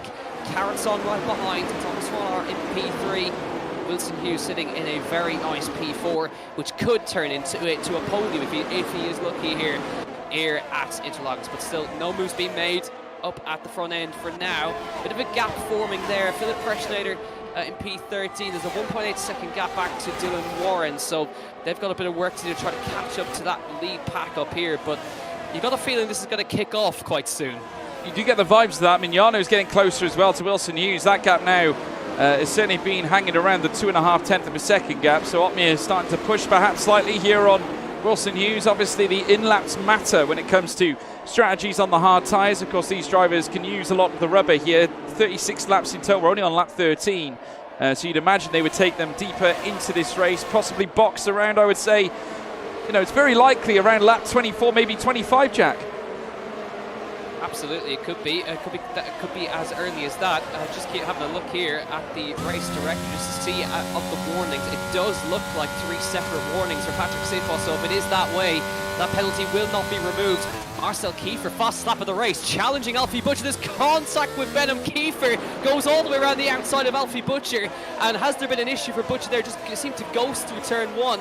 But Kiefer up to P7 with a brave move on Alfie Butcher there. Very brave move at the centre S's, but managed to pull it off. Kiefer now up into 7th and chasing Jake Benham, the All-Star, now starting to be gapped by his teammate Jarno Otmir. That gap now is out to 5.5 of a second. So Benham now going to be charged with trying to keep Marcel Kiefer at bay, and it's now confirmed that Kiefer is closer to Benham than Otmir is to some degree. You can see Butcher as well, not yet done, wants to try and take the place back. Outside line coming through the Pinarino as now they come through this next left. They got certainly Biko to Parto up next. Alfie Butcher, brilliant here, and in comes as well Luke Smith. Incredible tie-up with 3 of these drivers, and now Marcel Kiefer loses out twice here as they venture through the final sector. And that is what one mistake gets you. It loses you 2 places. Great opportunistic driving from Luke Smith. Great move from Alfie Butcher as well. But these guys have lost DRS on the cars in front now. So this is going to leave Alfie Butcher very, very vulnerable to Luke Smith. Here he comes. Of course, he's in the championship fight, needs all the points he can get. Up to P7 goes Luke Smith then in the Alpine, but that just shows you one mistake, and that's 2 places gone for Marcel Kiefer. Very loose again.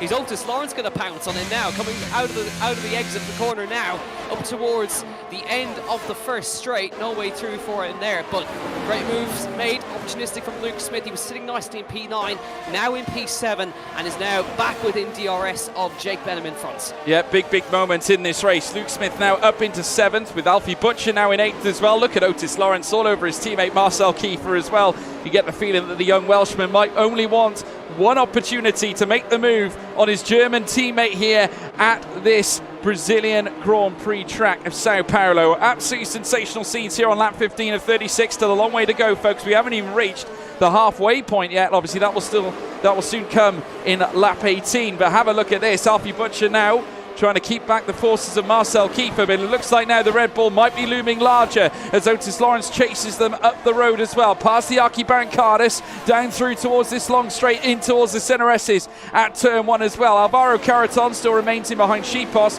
Carreton knows though he doesn't have a lot to worry about. Connor Muir, is he boxing or is he spun? He's in the pits. We've had our first pit shake-up already. Connor Muir boxing now. Yeah, he's obviously going to try something different, May, as well. Lap 16 of 36. It's going to box onto the medium tyres. He's going to have to bring those quite a long way, isn't he? But again, there's still plenty of time. Danny Beresne up another place, up to P14, and is sort of now praying for a safety car. He's 2.3 seconds off the cars in front. That's what he needs to get himself back into this race now. But Beresne trying to claw some points back to the cars in front. But there's still plenty of time left in this race. Lap 16 of 36, so still a long way to go in this race. About 20 laps to go when we cross the line next time. And those 20 laps will go by very, very quickly. They'll go by in a flash as they carry on to begin another lap. Will we see any of the top guys pitting at any time yet? I'm not too sure. Will that box from Conor Muir have triggered anyone to come in? Doesn't look like it for now, but again, trying something different is what we like to see up at the front end here for these guys. But Danny Berezne, fastest lap of the race, so it just shows you what could have been for Danny Berezne, but still plenty of time, as we say, left in this race.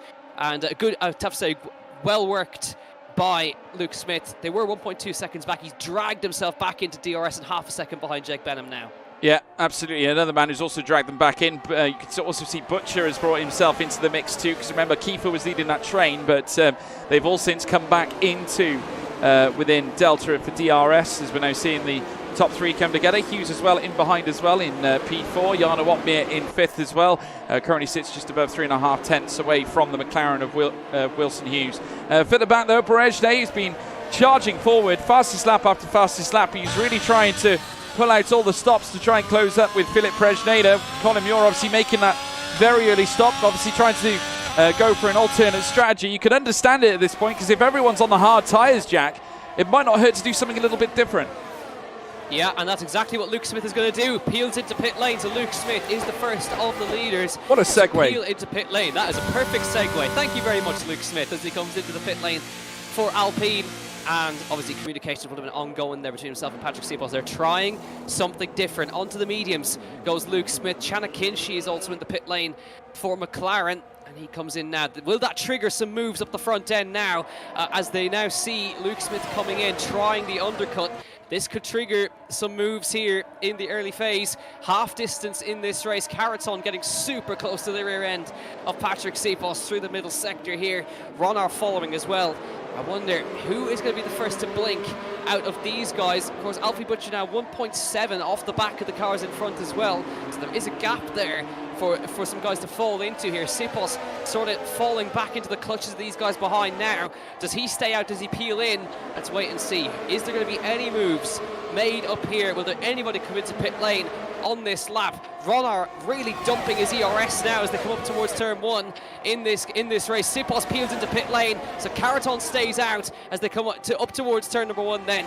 So this Seaboss into the pit lane, and he is the second Alpine to box now, and a couple of others coming in as well. Wilson Hughes into pit lane, Kiefer and Wiesel also pitting. Yeah, they're all coming in now, so a change in strategy for a number of cars. Obviously medium tyres will be adopted by all those that have just come in. Caraton now takes the absolute lead of the race, or the on-track lead as things stand. Obviously net leads will have to be discussed later on. Further back, Ronhar just in behind as well, with Jarno Watmere now up into third, with Benham into fourth. Now the big question is, do you go as long as you can on the hard tyres and maybe plumb for the softs later, or do you opt for those mediums? I can already see that Conor Muir is now moved back up into 18th place. The big question is, where will he come out in comparison to the rest of them? He's closing up on Max Wiesel. Credit to Conor Muir, I think that was a good call.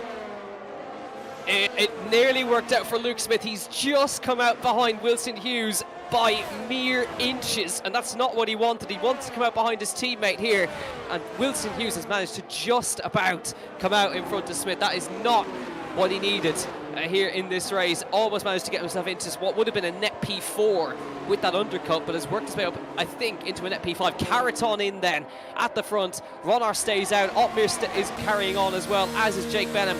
Alfie Butcher, that's not within 5-second penalty, and he's retired from the session.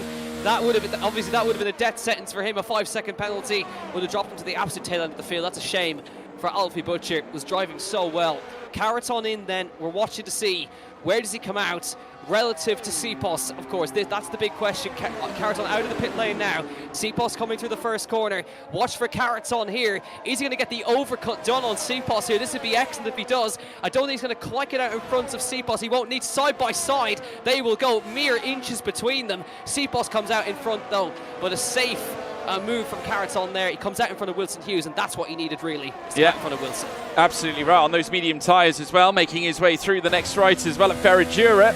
And is now chasing the rear end of Patrick Seaboss, who now has the upper hand on Alvaro Caraton here on lap 20 of 36. Now, what happens at the front end? Because Thomas Ronhar now making his way up through towards the final part of lap 20. Into the pits comes Thomas Ronhar. Jarno Watmere stays out. Jake Benham comes in. So one Mercedes does box, in comes Ronha. Now our eyes now have to avert over to Patrick Schipos. Where does the gap lie? Does Caraton come out ahead of them as well? Because they've already pitted, so let's keep our eyes peeled, folks. Jarno Watmir currently leading this race, but where does he compare now? Certainly Patrick Schipos in comparison to those that have just boxed now. We're seeing the cars now come across the start-finish line. There is Thomas Ronha bailing out to the pit lane. As we can see, this could be tight. Goodness me, Schipos has the jump. Schipos with the jump here on Thomas Ronha. That's brilliant. He's clear. He had the clearance before, but now he's made sure of it. Now there's some cars in between. Look at that. Caraton, Hughes, Ronha is in behind those two. Yeah, Wilson Hughes has managed to undercut Ronha here, and he's under pressure from Luke Smith. He doesn't have tyre temperature in his tyres yet. Smith is going to try, think about a move, no way through for him there. But Ronha will not be happy with that. Wilson Hughes with the undercut, and Caraton now getting in front of Wilson Hughes. So Wilson Hughes at the moment, if it stays like this, he's in a net P2, isn't he? Wilson Hughes with that penalty for Schipos. Now expect Jarno Watmir, he's carrying on again. Jarno Watmir carrying on for another lap as Otis Lawrence pits from P2 here. Beresnay also coming in as well. Leaving it late here are these guys. Conor Muir has retired from the race in the pit lane. That is why there is a yellow flag out currently, but excellent stuff from him. Jake Benham coming out behind Luke Smith in all of that as well. So Smith getting the jump on Benham.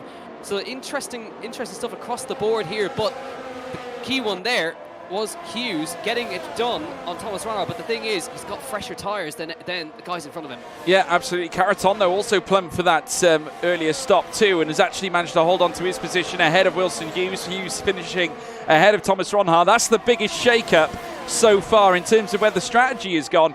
Brilliant call from Wilson Hughes, the Scotsman managing to pull that off. Luke Smith in behind as well, chasing after Thomas Ronha, but that gap now is enlarged somewhat with Jake Benham now on the tail of Luke Smith. Why is it always the story, Jack Kinnan, between what looks to be Benham and Luke Smith? How many times have those two come together this season? We saw it before as well. The battle for the podium spot at Abu Dhabi. Of course, it would be Luke Smith who would come out on top in that affair. And further back now, we could see there that Liam Parnell and Dylan Warren are coming together. Surely those have got to come into the pits as well. In comes certainly Liam Parnell. Staying out, though, Dylan Warren, as then they make their way up towards the centre S's now this time. We're now watching Will Lewis looking to try and jump ahead of him here. Jarno Watmir has just come out of the pit lane. Now, where will he sit now? Has gone the longest of all on his set of tyres. Brand new mediums now on the Flying Dutchman's car. Now, how much time has he lost in that stop?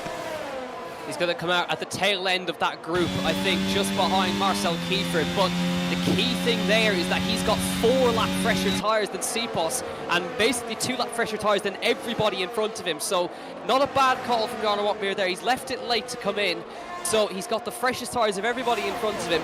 Let's wait and see if this works. But for now, after the pit stops have all done, Schipos still on track in the lead, but Alvaro Caraton leads it on penalties. Thomas Ronha sitting in P2, and we actually missed that as Ronha managed to pass Wilson Hughes. I think he has. You know, he's managed to get ahead there of the McLaren, and not only that, Jake Benham is not far away either. They'll have to wait and see as to whether Wilson Hughes can hang on to that 6th place, but Ronha managing to usurp him and head up into 5th. Now chases Alvaro Caraton, so there we go, folks.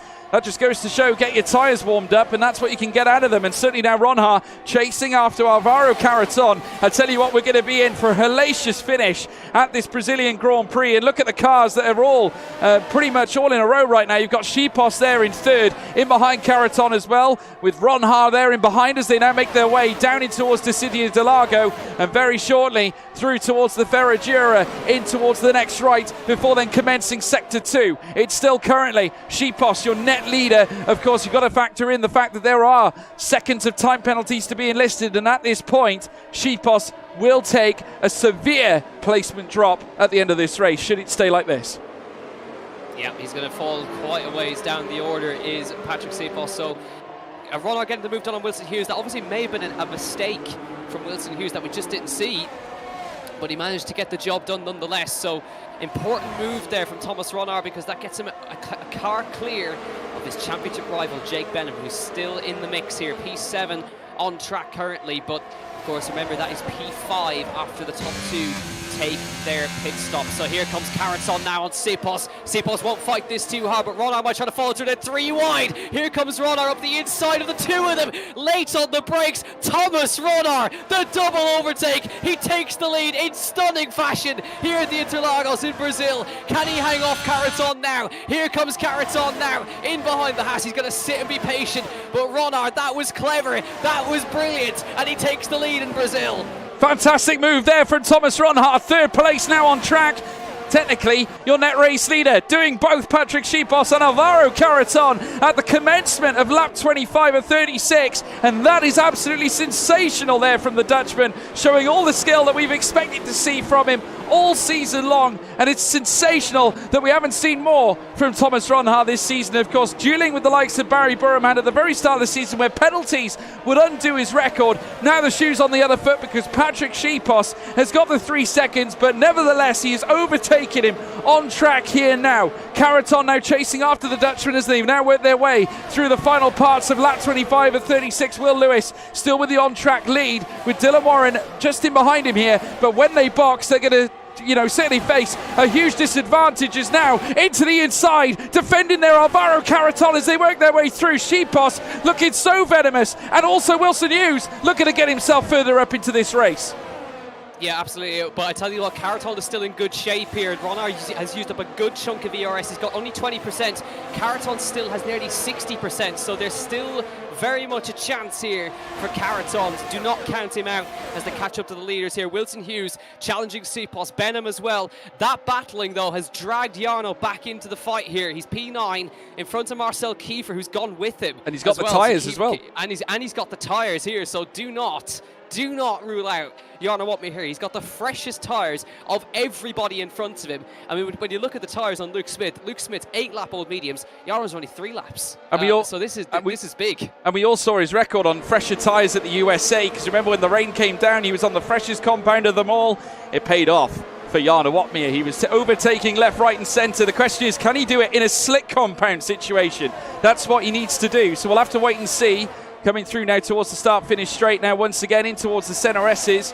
And still at this moment in time, Will Lewis on track, still yet to box, as is Dylan Warren, Thomas Ronhart as well. Max Wiesel battling it out here with Tomek Paragic, manages to overtake Paragic there for that 12th place. Otis Lawrence has managed to build quite a hefty gap, but Paragic far from done, as we're now seeing as well Thomas Ronhart trying to duel here with Dylan Warren. Of course, this is for the on-track 2nd place, as we're now seeing them come together again. Dylan Warren is not going to fight this one as they make their way through the Ferradura, through to 2nd place now Thomas Ronhart, and it's very important now that Carreton can also move ahead of his teammates as well. Now, does Dylan Warren play the game here? Does he defend Patrick Schipos and give Carreton a chance to just fight Thomas Ronhart at this stage? Yeah, it's going to be tough though. He just doesn't have the tyres, does he? So Carreton, you can see they're all just driving by him. Unfortunately, yes, keeps out of the way there. Dylan Warren was obviously hanging on for a safety car there, but just hasn't quite worked out. Now, Will Lewis up at the front of the order right now, on 26-lap-old hard tyres. He hasn't really got anything to answer with, so through goes Ronar. Carreton going to follow through as well, being very patient here in his Williams, and Will Lewis just keeping out of the way. A big lunge from Sipos, long way back, nearly loses the rear end through there, but still not able to find his way through. But tell you what, Jarno Watme is on the hunt here. He sees Luke Smith is flashing, so here comes Otmir now on the attack on these newer mediums. Jake Benham bringing him through as well. Luke Smith going to try fights him on the inside there. They leave each other room. They had a great fight before between Jarno Watme and Luke Smith. Round the outside goes Jarno, and he's just going to slot in front as they come into the right-hander. He's into P6, up behind his teammates. Yeah, brilliant move from Jarno Watme, now up into 6 in behind Jake Benham. So obviously now the Mercedes wrapped up together. Obviously now with the tyres the way they are, Jarno can now pounce here towards the final stages. The tyre deg obviously does play a factor here, as we're now seeing also Marcel Kiefer move ahead of Will Lewis as they now look to retake their orderly fashion, obviously with pit stops applied. Now Ronhart leads the way. Can he take a Brazilian Grand Prix win here in PSGL? That's the big question. Of course, he's still got plenty of laps left to do it. Of course, 8 laps remain here in this race. Carreton in behind as well, with Schipos with that 3-second time penalty in 3rd, with Wilson Hughes in 4th as well. Otis Lawrence there also making moves past the AlphaTauri of Will Lewis. There's contact between Hughes. Sorry, George. There was a big lunge from Jake Benham, and he's gone into the side of Wilson Hughes. And we lost Smith. Now going to unfortunately, there's been a big contact there. Yeah, well, Luke Smith also losing him as well, and Jarno Opmeer now up into 4th place. He's overtaken his teammate. Incredible moment. Mercedes deciding to make the swap. Benham is going to let Opmeer go and maybe hold up the numbers in behind. The fight is on here. Jarno's got to get closer. 1.2 seconds to find now with 7 laps to go. Yeah, he hasn't got a lot of ERS, unfortunately. He needs to catch up to these guys in the middle sector here, but it was a big lunge from Jake Benham. Went into the side of Wilson Hughes. I don't know how they managed to come out of it without spinning, but Wilson Hughes, the unfortunate victim in all that, and you can see him there ghosting. There's a really unfortunate incident for Wilson Hughes there, as Otis Lawrence, where has he come from? P7 for Otis Lawrence, makes his way past Marcel Kiefer, and he's on for a great result here. Is Otis Lawrence in the Red Bull here, trying to catch up to the back of Wilson Hughes. Marcel Kiefer going to try and challenge. This could go 3 wide here. It is going to go 3 wide either side. How have they managed to not make contact there? Otis Lawrence goes through and he gets collected by Hughes through there. There's big contact throughout the pack here. This is getting very messy, and unfortunately it's going to end up, I think, with Wilson Hughes dropping back a lot further than he would have thought, and these guys are now 2 seconds off of the lead pack in front. Yeah, crazy moment. Jarno Opmeer now back within DRS of Patrick Schipos. The podium is on the cards for Jarno Opmeer, even if it stays like this, because Schipos has 3 seconds. Don't forget that, folks. Jake Benham in behind as well will get promoted up to 4th. So Mercedes on task here. You do have to wonder, though, Jack, whether there will be a stewards inquiry into that moment between Jake Benham and, of course, the likes of Otis Lawrence and Marcel Kiefer, not to mention Wilson Hughes getting involved in that fracas as well. Luke Smith currently stuck in behind Will Lewis. Can you believe it? Yeah, Will Lewis still hasn't pitted. He's on 29 lap old hard tyres at the moment. Those tyres are absolutely dead. Obviously, he's going to go for the soft tyres at the end to try and even just nab fastest lap. But an interesting call again. He needs a safety car right about now. Would have been good for him, but he's unfortunately. He's holding up Luke Smith at the moment. Luke just doesn't have any ERS to fight with, and now, unfortunately, it's going from bad to worse for Wilson Hughes. He's fighting with Marcel Kiefer here and gets into P7, but this is not. It started off great for Wilson Hughes, but unfortunately now has ended up down in P7 after that contact between himself and Jake Benham. Jake has dropped down to P5, a second and a half off of his teammate, and Will Lewis now dropping down on those old hard tyres. But very, very interesting Grand Prix, but we still have this fight for the lead here. Thomas Rollin, our 30% ERS. Caraton is sitting pretty, I tell you what, 70% ERS. Caraton is watching and waiting in the wings. And you have to fancy Jarno Opmeer in this fight as well, Jack, because of course those tyres are relatively fresh. Let's not forget he boxed later than anyone else. And look at this, Schipos giving the position away to Jarno Opmeer. Now what's this all about? What's going on here, folks? Here at lap 31 of 36. Roddenhart now leads with Caraton in behind. A wild Jarno Opmeer up into 3rd place. Sensational stuff. Well, this has made it interesting, hasn't it? This has made it very interesting.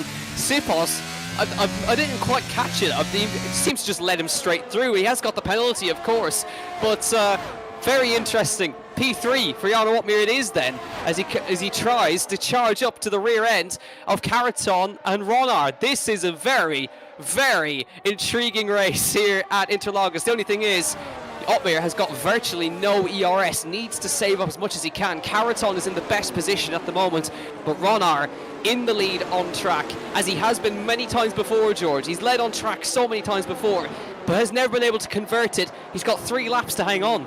Could you imagine, folks? Could you imagine? Are we going to have another incredible final moment to a Grand Prix this season in PSGL? I tell you what, if you're not subscribing for this, the drama is just heightening up. You get the feeling we're in the calm before the storm. Please make sure, if you haven't done so, subscribe, leave a like. Why not check out the socials at Premier Sim GL, of course. I tell you what, never gets boring here in this championship. As we're now seeing Ron Hart now round turn 1, turn 2 as well. Alvaro Caraton just behind him too. Opmeer in behind him.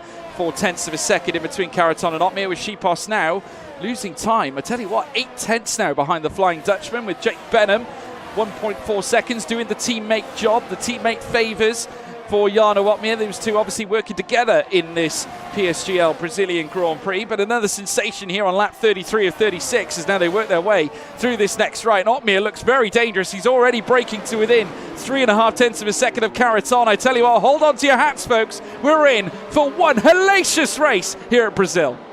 Yeah, you've got the feeling that the Caraton's holding back. He's got 86% charge in the ERS at the moment. So you've got to think that Caraton, well, is he going to be forced now to start pushing because he's got a wild Dutchman behind him in the form of Jarno Opmeer, and now he's going to have to start using to get himself back up towards Ronar here as they begin lap 34 of 36. Caraton's running out of laps here, so he needs now to start thinking about this move that he's been teeing up since the pit stop phases here. Caraton trying to take his second victory here at Interlagos, and of course Ronar still trying to take that first victory in his PSGL career, and obviously importantly here, George, trying to take the championship lead for the first time. Yeah, absolutely. Everything's on the line, folks. They all want to win. At this moment, Ron Hart is on course to take a victory here at Brazil. Caraton, though, back to his best, it would seem. Currently sat in second, with Opmeer now in third, waiting to pounce, no doubt, on those tyres. 2 laps, though, left. 3, if you include this one. The cards are stacked. They're on the table. Who goes for the move? Who blinks first? Ron Hart now in front. Caraton second. Opmeer third. The gap now nearly out by a second to Patrick Schipos, who simply can't stay with them, Jack Canan. No, obviously cannot, but again, he's still in a good position here because he's got 2 seconds to Jake Benham, so this is still going to be at least P6 for Patrick Schipos if he hangs on. Lap 35 then of 36, Caraton sitting pretty, 71% ERS.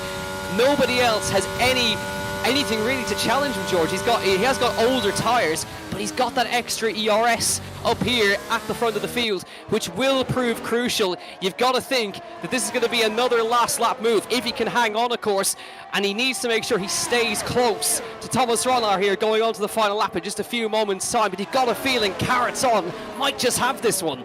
Yeah, he could well do. I mean, he's within the gap of Thomas Ronhart. Opmeer in behind as well in third, with Schipos now within a second, but barely holding on. I mean, the gap has been flittering between 8.5 tenths to 9 tenths, trying to bring himself back into the mix. Obviously now we're looking at Ron Hart out in front. Caraton still holding on to that within half a second gap. We cannot bear to take our eyes off the front three because obviously it is really getting tight between the bunch, and we'll have to see who pulls out all the stops. Ron Hart, though, will commence the final lap of the race very, very shortly, folks. Caraton in behind. Does he opt for the move? You need to be late on the brakes heading in towards turn 1 because you'll need the DRS, of course, heading in towards turn 4. So let's keep our eyes peeled now as Ron Hart makes his way down through past the start-finish line. Lap 36 of 36. Jarno Opmeer looking to try and close the gap as well. Caraton looming closer. Does Caraton try ascend to get himself a win on the board here in PSGL as well? Heading down now towards turn 4. Certainly they do so. The rear wing. Oh, Ron Hart defending to the inside immediately. Round turn 4 they go. Caraton looking to send it. The Spaniard unable to get a nose in front against that of Thomas Ronar, who leads now as they head through towards the Ferradura.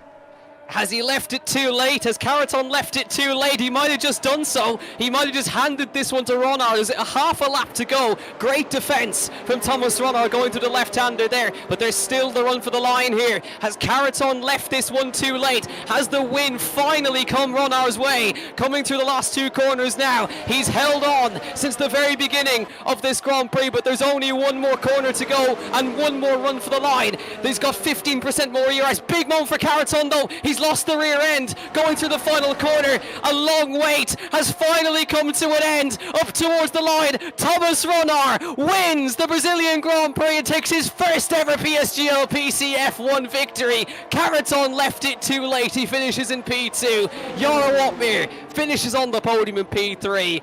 I tell you what, that was close on the line. Jake Benham by 200ths hangs on against Otis Lawrence, but a 2 seasons long wait has finally ended for Thomas Ronar. He wins the Brazilian Grand Prix and takes the championship lead. It was a tale of 2 Dutchmen and a Spaniard. Of course, Ron Hart takes the win, marks history in his book by taking his very first PSGL PCF1 championship win, with Caraton second. Jarno Opmeer Whatmere, of course, in third, managing to perform a masterstroke of a strategy. I think he'll be pleased with the podium nonetheless. Obviously, could not get as close as he could do. Obviously, after the stops were made, had a lot of work to do on the new medium tyres, but at the end of the day, he used them to get the advantage he needed to move up into the podium places. P3 on the day, but a great race win, certainly for Thomas Ronhaar. Second goes to Alvaro Caraton, who had his chance heading through towards turn 4, did open up the door, but a very, very good bit of defending from Thomas Ronhaar, allowing him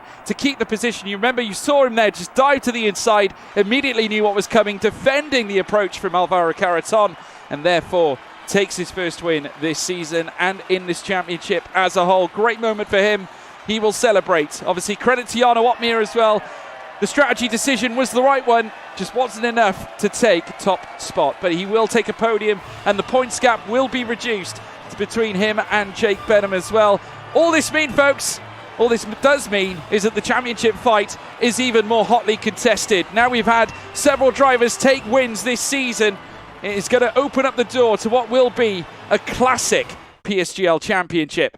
Let's go through the results here. Thomas Ronhaar in first, Alvaro Caraton second, Jarno Whatmere third, Patrick Schipos fourth, Jake Benham in fifth, Otis Lawrence in sixth, Wilson Hughes seventh, Marcel Kiefer in eighth, Luke Smith ninth with Tomek Paradzic in 10th, Danny Berejny, heartbreak for him, finishing 11th, but a great display of courage to come back from the back after that immediate spin at the start of the race. That sent him back up to P11. A great grind from the Hungarian. Max Wiesel in 12th as well, with Philip Prejnader in 13th. Harvey Cowan 14th. Chanakinchi down in 15th spot as well. We lost Liam Parnell. Will Lewis, of course. Dylan Warren, Connor Muir, Alfie Butcher, of course, with DNFs earlier on in the race as well. But what can we say, folks? An incredible race. Certainly in terms, it was more of a strategical race, I would say, Jack. It wasn't, should we say, on the same level in terms of excitement as what might be a USA, for example, or maybe even a Saudi Arabia. But on the night, it was decided due through sheer strategy. Ronhaar, though, unlocking the pace, finally getting his first win this season. Yeah, and there's been a long time coming. A long, long time coming. By a tenth of a second. Didn't make it easy, but he did manage to get it. And tell you what, as well, a great performance from Otis Lawrence, 15th to 6th. So he seems to be, he's getting settled in. He likes it. And that's great to see. Yeah, he likes it. So that's his best finish so far in PSGL PC Tier 1. But I can tell you now, just having a look, of course, this is barring any stewards' inquiries, which I'm sure there will be, after this race, Ronhaar now leads the championship for the first time this season by 48 in front of Benham's 40. Yeah, and I'm pleased to say that we have Ronhaar in the commentary box with us for an interview. So, Thomas Ronhaar, what a win. Obviously, a bit of a change in, I suppose, strategy from your part, because usually we see you battling right to the nines, obviously with, I think, Barry Burroman was the first time we saw it up in Australia. Today was a more controlled effort, would you agree? Yeah, definitely enjoyed that race. First of all, I want to say shout out to Wilson for letting me through. I didn't expect it. So that definitely made a big play in my race. But no, the race in general has been near perfect for me. The pace was really, really good. 0 warnings in the whole race. So yeah, the pace was very, very strong today, and finally I was able to show it properly. Yeah, well, you know, at the end of the day, you had to do something in order to try and, I suppose, take the hoodoo away. Of course, you've been in the proximity for, race wins in the past. We all remember Australia and consecutive races since then as well. Obviously, your quali pace has been declared as rapid, but obviously it's one thing to do it in quali, isn't it? And another thing to do it in the race. Has that been something you've worked on or something you've addressed over the past few weeks or so? Yes, definitely. Especially during the esports season, I realized my race pace was not perfect. So during the off season, I'm trying to work on my weak points, which is indeed my race pace sometimes. But yeah, today I was finally able to show my quality pace and my race pace at the same time. And yeah, I'm extremely happy with the result because it's been over a year since I joined the tier and finally got that first win. Yeah, it's unbelievable, really, when you think that, because, of course, generally through your F1 esports career, you've of course, were a race winner, not to mention a podium sitter. You come to league racing, you haven't found it as easy to get that first race win. What do you think the differences are? Is there anything that you could sort of explain that might hold a reason as to why it's taken this long to get that race win in the bag? To be honest, the grid itself is always very competitive, so it's always going to be hard to get the win in this tier. But yeah, I guess luck is involved as well. My luck this season has not been, great, and then also in the past few seasons it has not been amazing. And yeah, once again, I'm just really happy to get the results, and I'm kind of speechless right now. Yeah, and looking ahead, obviously there's more action to come. Obviously the championship next sends us to Catalonia in Spain. What are your thoughts as we head to that one? Because obviously Barcelona, they generally say there's only one racing line, but I happen to know that you can open up the door very easily around this track. Obviously there's many areas where you can certainly try and overtake. Certainly the seat corner can be a very good opportunity. Some DRS zones as well. Very, very long straight as well. One of the longest in the championship. What are your thoughts as we head to Spain? Bit of a question for me, because I think no one really fully maximized the track yet, so it's going to be a bit of a question mark for everyone still. But yeah, I think Barcelona is a fun track, so many overtaking opportunities still. People might question that, but yeah, looking forward to it definitely. So as a result now, you are top of the championship. Feeling good? Can you hold on to it? Let's hope so. I mean, I have the pace definitely, and I showed today, and I'm looking to extend that during the championship. Well, fantastic result today, Ron Ha. I'm sure it won't be the last, and we'll look forward to seeing you next time at Spain. Thank you so much. Thank you, Thomas. Thank you ever so much. Well, Jack, he certainly seems to be a man of confidence. I mean, he tends to be ice cool, does Thomas Ron Ha. Of course, we saw him in the fight with the championship for F1 Esports last season, and you just could not faze the young man, which is quite amazing if you consider his age, because he was one of the youngest certainly when we came into it last season for F1 Esports, but now finally breaking his ducks, getting his first win of the championship campaign, and you get the feeling that it only takes one, doesn't it? You get the one and then they all come in droves after that. Do you get the feeling now that we're going to see the best of Thomas Ron Ha now? I think it's hard to argue against it, isn't it? I think that was that one annoying thing that he couldn't quite get, was that win in PSGL PCF1. He's finally got it now, and I think that's only going to be an upward that'll only go upwards for him. My initial calculations, and remember my maths is terrible, so don't take this as a barring any stewards inquiries. Ron Ha leads the championship on 48 points currently. Jake Benham still P2 because he's still finishing top 5, continues that consistency, but again, we'll have to wait and see with stewards inquiries there. On 40, got the fastest lap out of that one as well, so I guess the extra point. And then after that, it might get a little bit messy, because we have Luke Smith now 3rd in the championship on 32, in front of Boromand, who's also on 32, and Jarno Watmir on 31. So the gap has certainly spread after today a little bit, but again, we still have another 5 races still to come. Lots more to come, folks. Next up is Spain, as I said to Thomas Ron Ha. Obviously, that's coming up next. The circuit of Barcelona, Catalonia will host the PSGL Spanish Grand Prix, and we're looking forward to bringing it to you. That'll be next week, so do not miss it, of course, here on Wednesday. So don't miss out. And that, of course, is going to be at 7 o'clock. Usual time for PSGL PCF1 as well. Don't forget to stay up to date as well with the E-Series. Lots going on there as well, with some of the greatest teams taking part in the world of PSGL 2. So don't miss out on that. Many of them like Veloce, RHG as well, naming some great grids and some great drivers, great young talents looking to make a name for themselves this season. And plenty of other tiers as well, including that of F2 now have come to an end.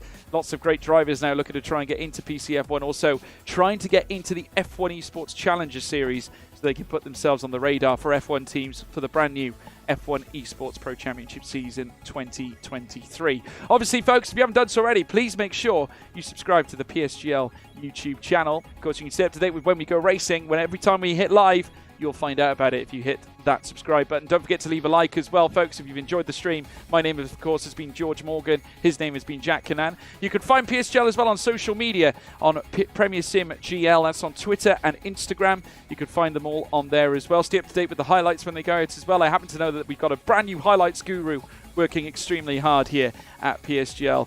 Very thankful to him too for all his hard work and effort. So that'll be coming out as well next week. If you want to check me out as well, folks, at George Morgan TV, you can find me on Twitter, Instagram, TikTok, Facebook as well, though I'm mainly on Twitter and Instagram generally. And also you can check out Jack Canan as well. Jack, would you like to share out your Twitter handle, please? No. Okay. No Jack Canan then, folks. No, it's at Jack C. Combs. Don't forget the 2 C's. If you want to find me on Instagram, it's at Jack_Canan to find me on Instagram. Well, there you go, folks. That's where you can find him. Folks, it's been a pleasure. Thomas Ronhaar finally broke his duct here at Brazil. Question is, can he do it again when we head to Spain? We'll find out next week. See you then. Take care. Goodbye. This broadcast was brought to you by GT Omega, proudly supporting PSGL.